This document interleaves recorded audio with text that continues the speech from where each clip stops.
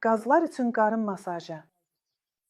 Körpənin bağırsaqları hələ tam inkişaf etməyib. Ona görə də ana südü və ya smes bağırsağa düşəndə orada flora yaranır və nəticədə qazlar əmələ gələ bilər.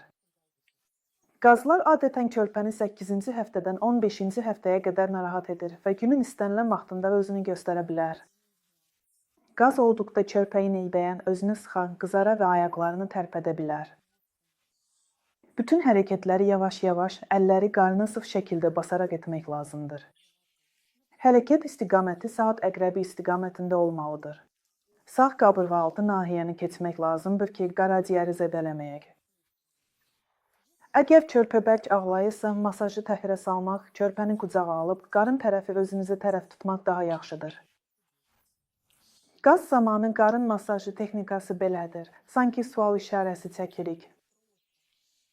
Həmçinin göbək ətrafında qarşılıqlı sığallama hərəkətlərindən istifadə edirik. Və bax, bu cür hərəkətlər.